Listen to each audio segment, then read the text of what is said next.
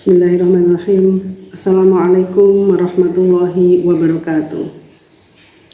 Hamdan wa syukurillah, wassalatu wassalamu ala rasulillah, wala hawla wala quwata illa billah, amma ba'da.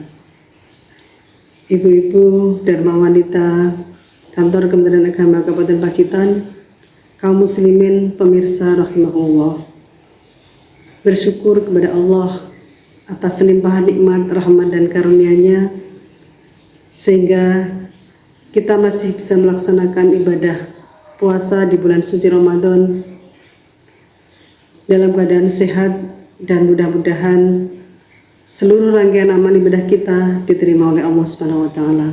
Amin ya rabbal alamin. Salawat salam semoga tak tercurah limpahkan kepada junjungan kita Nabi besar Muhammad sallallahu alaihi wasallam, kepada keluarganya, kepada para sahabat, dan kepada umatnya yang senantiasa istiqomah mengikuti sunnah-sunnahnya. Kaum muslimin rahimakumullah, ikhlas dapat kita artikan sebagai memurnikan ketaatan hanya kepada Allah Subhanahu wa taala. Setiap aspek perilaku yang kita sadarkan penilaiannya kepada Allah dan menghindarkan diri dari perilaku penilaian makhluk, itulah hakikat ikhlas. Sehingga sebagian ulama memaknai ikhlas adalah lawan dari riya. Perintah untuk ikhlas secara jelas dapat disarikan dalam firman Allah surat Al-Bayyinah ayat 5. A'udzubillahi minasyaitonirrajim. Bismillahirrahmanirrahim. Wa ma umiru illa liya'budullaha mukhlishina lahuddin hunafa'a wa yuqimus salata wa yu'tuz zakata wa dzalika dinul qayyimah, yang artinya padahal mereka hanya diperintah menyembah Allah dengan ikhlas mentaatinya semata-mata karena menjalankan agama, dan juga agar melaksanakan sholat dan menunaikan zakat, dan yang demikian itulah agama yang lurus dan benar. Ayat di atas juga dipertegas dengan hadis Rasulullah SAW dari Abu Hurairah, innallaha la yanzuru ila suwarikum wa amwalikum walaki yanzuru ila qulubikum wa a'malikum. Dari Abu Hurairah radhiyallahu anhu, ia berkata, Nabi SAW bersabda, sesungguhnya Allah tidak memandang kepada rupa kalian, juga tidak kepada harta kalian, akan tetapi Dia melihat kepada hati dan amal kalian. Kaum muslimin rahimakumullah, mewujudkan ikhlas dalam perbuatan tentu bukanlah perkara mudah. Sebab pertama, ikhlas adalah perkara hati, sedangkan syaitan selalu berusaha menggoda hati manusia untuk condong kepada jalan mereka.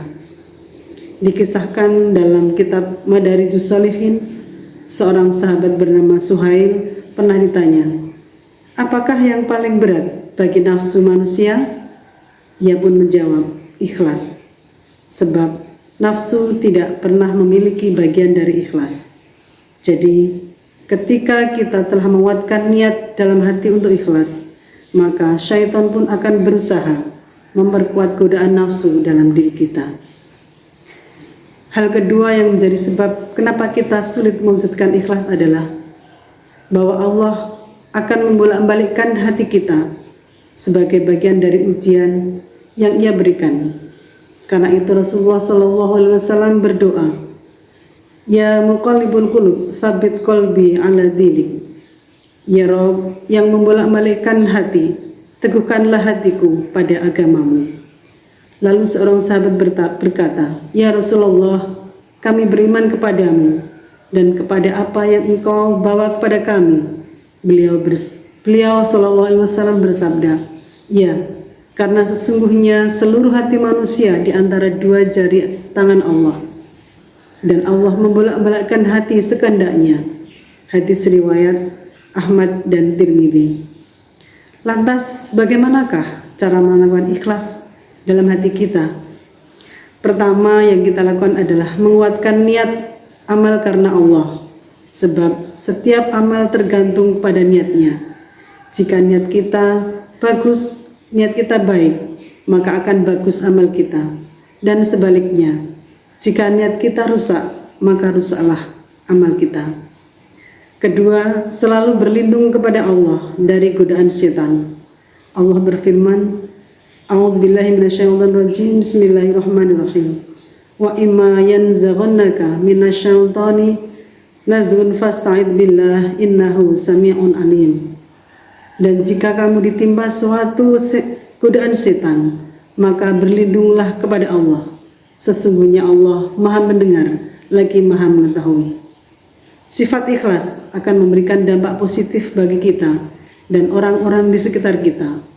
Ikhlas akan membuat hati kita menjadi tenang, sebab kita tidak akan berharap untuk memperoleh tanggapan ataupun apresiasi dari orang lain. Penilaian orang baik atau buruk kepada kita, positif atau negatif terhadap perbuatan kita, tidak akan merusak suasana batin kita, sehingga ketentraman hidup akan kita dapatkan.